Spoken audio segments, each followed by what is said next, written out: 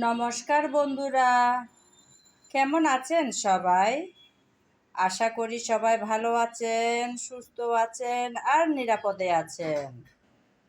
আমিও আছি মোটামুটি। প্রতিদিনের মতন আজকেও চলে আসলাম নতুন একটা রেসিপি সঙ্গে নিয়ে। আজকে বানাবো সজনে ডাঁটা দিয়ে মজাদার একটা রেসিপি।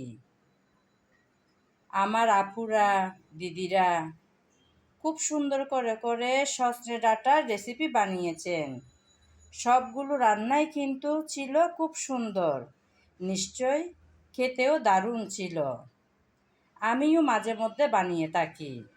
আজকে কিভাবে বানাবো তাই তুলে ধরবো আপনাদের মাঝে। চলুন তাহলে এবার রান্নাটা শুরু করা যাক। শুরুতেই আমি এই ডাল ভিজিয়ে দেব।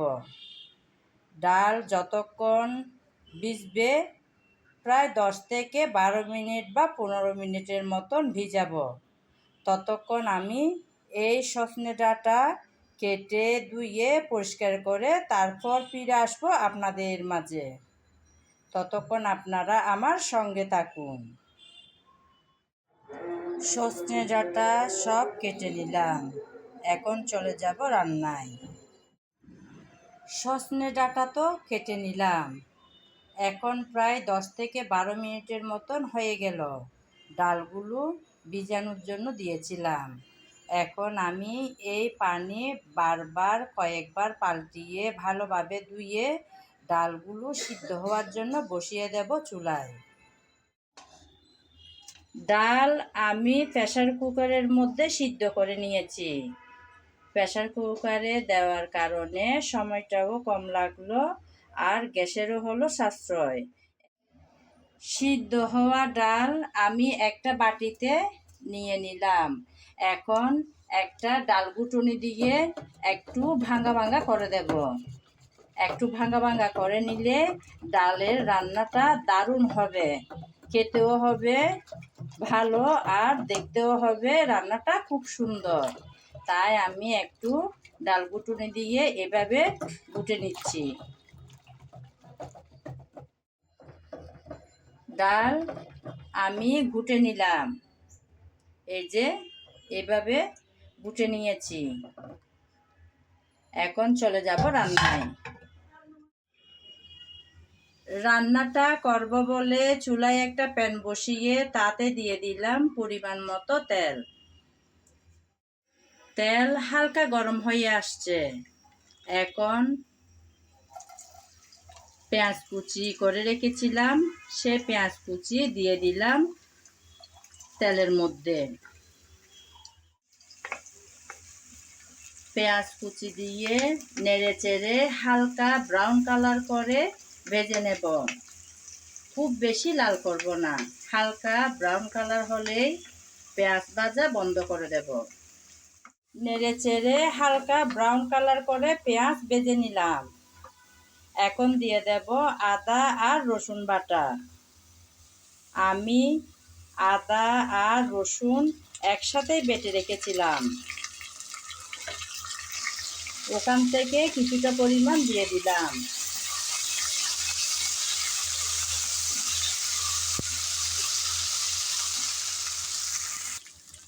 নেড়ে চেড়ে আদা রসুন ভেজে নিয়েছি যাতে কাঁচা গন্ধ চলে যায়।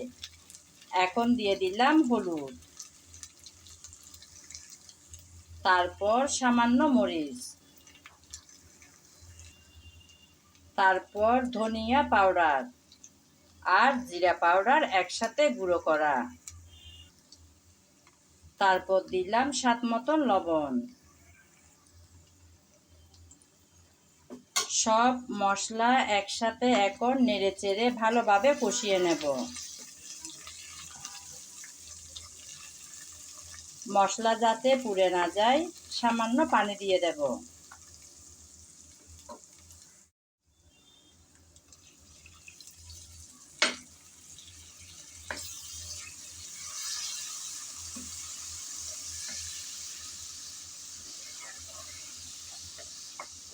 সামান্য পানি দিয়ে নেড়ে চেড়ে মশলা ভালোভাবে কষিয়ে নিতে হবে।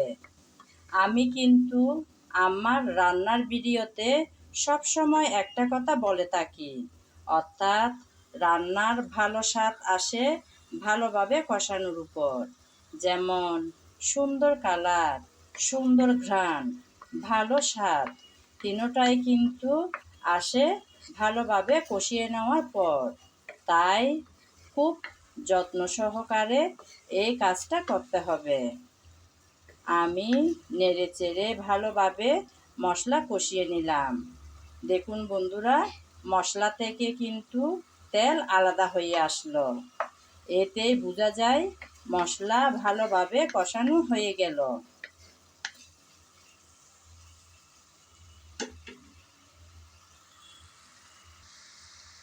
এখন দিয়ে দেব সজনে ডাঁটা। ডাঁটা দিয়ে ভালোভাবে নেড়েচেড়ে কষিয়ে নিতে হবে, কারণ আমি ডাঁটাগুলো আগে ভেজে নিই নাই। যারা কাঁচা সবজি খেতে পছন্দ করেন না, তারা শুরুতেই মশলা কষানোর আগে ডাঁটাগুলো ভেজে নিতে পারেন। আমি মশলা কষিয়ে তারপর ডাঁটাগুলো ভালোভাবে কষিয়ে নিচ্ছি।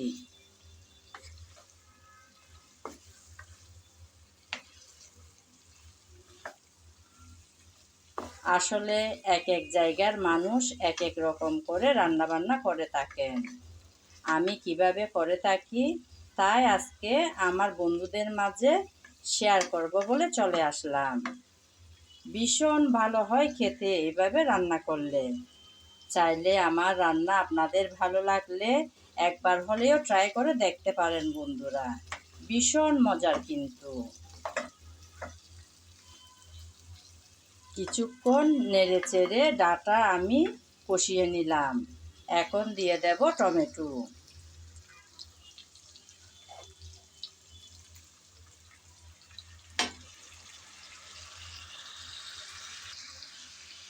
টমেটো দিয়ে আবারও নেড়েচেড়ে ভালোভাবে কষিয়ে নিতে হবে, যাতে ডাঁটা আর টমেটো ভালোভাবে কষানো হবে আর সিদ্ধ হয়ে নরম হয়ে আসবে। সেজন্য একটু সময় ধরে নেড়েচেড়ে ভালোভাবে কষিয়ে নিতে হবে।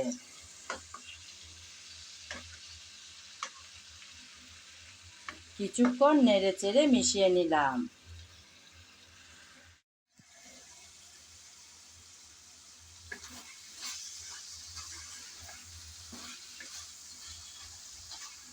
কিছুক্ষণ পর আবারও চলে আসলাম একটু নেড়েচেড়ে মিশিয়ে নেব বলে।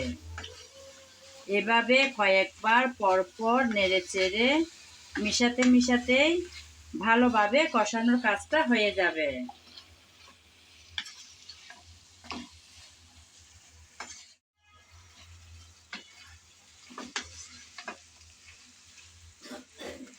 ডাঁটা ভালোভাবে কষিয়ে নিলাম, সঙ্গে টমেটোটাও।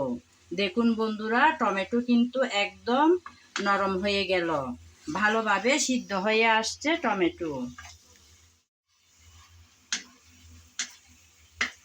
খুব সুন্দর করে কষিয়ে নিলাম। এখন দিয়ে দেব আগে থেকে সিদ্ধ করে রাখা ডাল।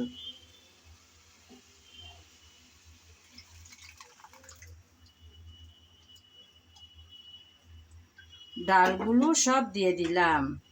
আবারও ভালোভাবে নেড়েচেড়ে মিশিয়ে নিতে হবে।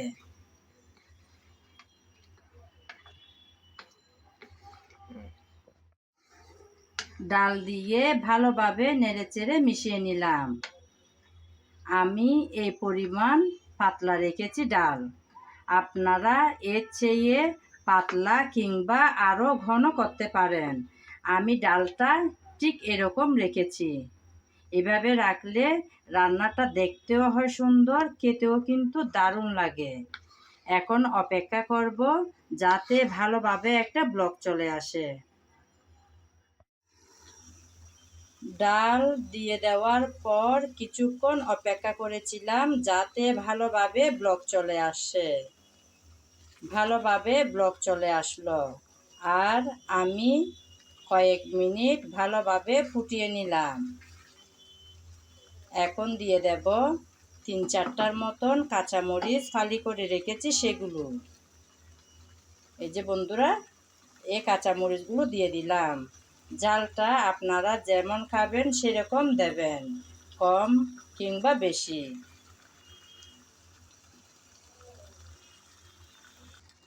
এই গরমের দারুণ উপকারী একটি সবজি, যেটা কিনা খেতে দারুণ আর স্বাস্থ্যকর।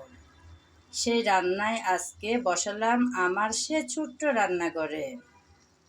কাঁচামরিচ দিয়ে আরও কিছুক্ষণ আমি ফুটিয়ে নিলাম। এখন দিয়ে দেব কিছুটা ধনেপাতা কুচি করে রেখেছিলাম সেগুলো।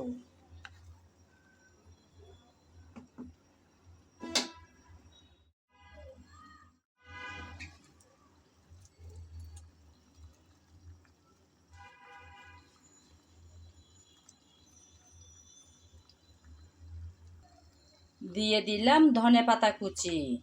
এখন ঢাকনা দিয়ে কিছুক্ষণ রান্না করে নেব। ফিরে আসবো কিছুক্ষণ পর।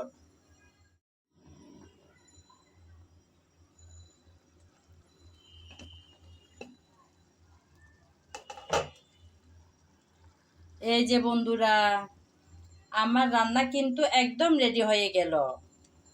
দেখলেন তো বন্ধুরা, কত সহজ একটা রান্না।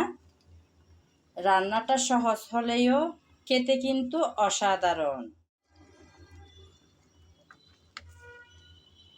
খুব অল্প সময়ে কিন্তু রান্না করে নেওয়া যায়, আর ঘরে থাকা সামান্য কিছু উপকরণ দিয়ে। এতক্ষণ যারা আমার সঙ্গে ছিলেন, আমার ভিডিও জুড়ে ছিলেন, তাদেরকে জানাই অসংখ্য অসংখ্য ভালোবাসা। আগামী ভিডিও দেখার আমন্ত্রণ জানিয়ে আজ এখানেই বিদায় নিলাম। সবাই ভালো থাকবেন, সুস্থ থাকবেন আর নিরাপদে থাকবেন।